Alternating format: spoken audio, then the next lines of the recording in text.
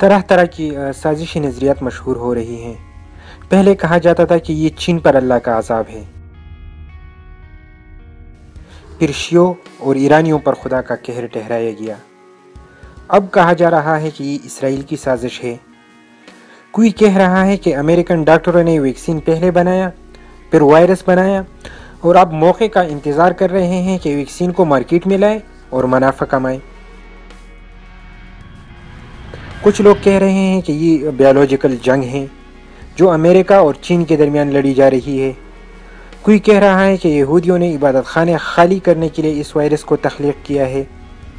بعض لوگ سمجھ رہے ہیں کہ یہ دجال کا فتنہ ہے، بعض اسے میڈیا ہائپ سمجھتے ہیں، جبکہ کچھ ایسے بھی ہیں جو سمجھتے ہیں کہ کچھ ہے ہی نہیں۔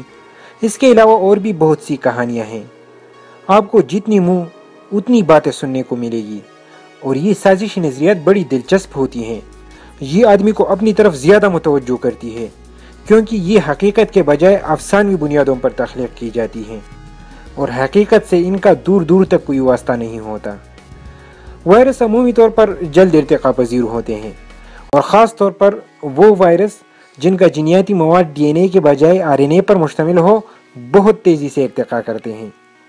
ماضی میں ایسے وائرس رپورٹ ہوتے رہے ہیں جو جینیاتی طور پر کرونا وائرس سے 96% مشابہت میں تھے، اور یہ وائرس چائنا، مشرق وسطی اور دنیا کے دیگر خطوں سے وقتاً فوقتاً سامنے آتے رہے ہیں۔ کرونا وائرس کا وہ جینیاتی حصہ جو ان پرانے وائرسز سے مختلف ہے، وہ بھی انجانا نہیں ہے۔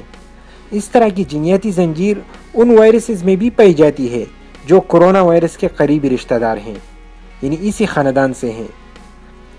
اس وائرس نے جینیاتی طور پر جنوری سے لے کر اب تک بھی کافی میوٹیشن کی ہے، یعنی اس کا جینیاتی کوڈ مسلسل تبدیل ہو رہا ہے، اور ایسا عموماً ہوتا ہے۔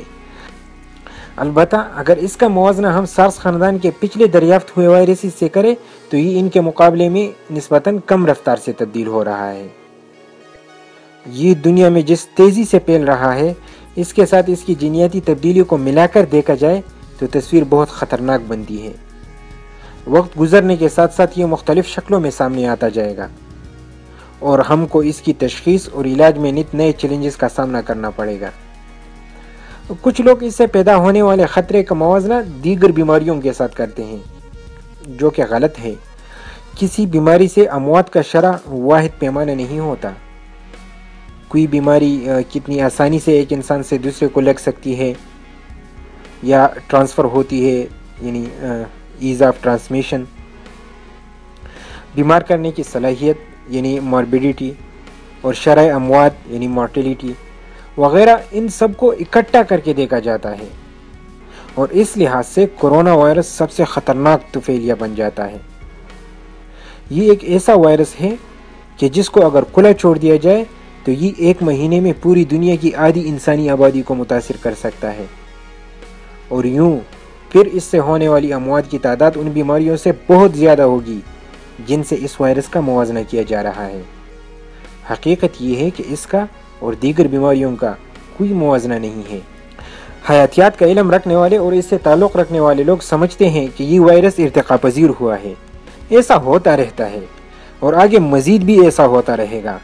یہ کسی نے تخلیق نہیں کیا ہے، اور اس سوچ کی بنیاد کرونا وائرس اور اس سے تعلق رکھنے والے دیگر وائرسز کی جینیاتی ڈیٹا کوڈز ہیں۔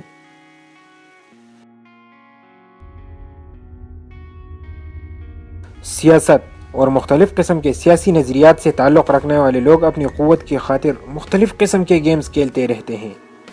وہ وہی بات کریں گے جو ان کی مفادات کا ضامن ہوتا ہے۔ یہ صدیوں سے ہوتا آ رہا ہے۔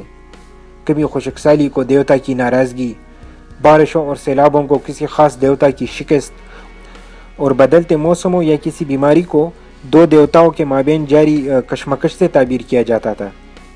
یہ لوگ آج بھی مختلف شکلوں میں موجود ہیں، لیکن سائنس سے تعلق رکھنے والوں کو منطق کو فالو کرنا ہوتا ہے۔ اس لیے آپ میں چیزوں کو پرکھنے، تجزیہ کرنے یعنی انالائز کرنے کی صلاحیت ہونی چاہیے۔ اگر ویڈیو اچھی لگے تو لائک اور شیئر کریں، کمنٹس میں اپنی رائے دیں، اور میرا چینل ضرور سبسکرائب کریں۔ آداب۔